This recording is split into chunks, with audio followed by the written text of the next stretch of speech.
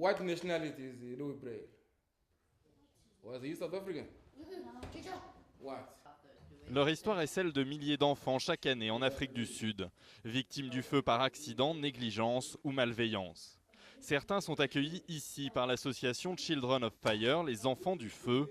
Ils retrouvent les bancs de l'école dans l'attente d'interventions chirurgicales.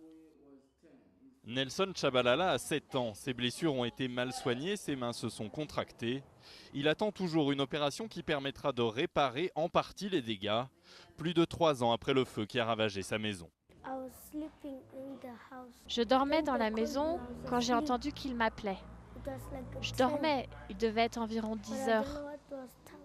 Mais je ne me souviens plus très bien de l'heure. Ensuite, quelqu'un m'a appelé de dehors, mais je ne l'ai pas entendu. Et là, la maison était en feu. Il y a beaucoup plus de personnes brûlées en Afrique que dans les pays développés. Et cela est dû en partie aux conditions de vie, beaucoup plus pauvres. Les gens ont des sources d'énergie qui ne sont pas sûres, comme des réchauds à pétrole qui peuvent exploser. Ils utilisent des bougies qui peuvent tomber par terre et mettre le feu aux maisons.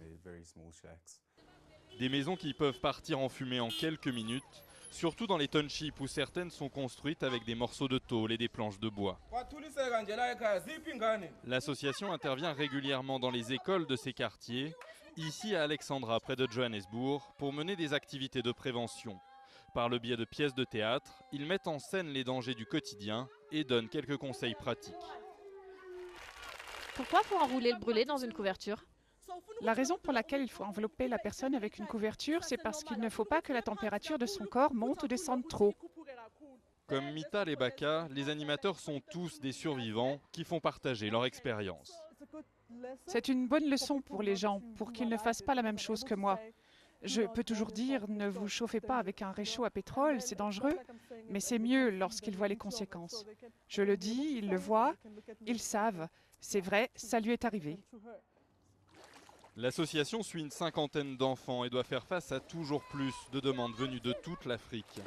Des enfants en attente de soins médicaux, mais qui trouvent aussi un cadre et une écoute pour se reconstruire.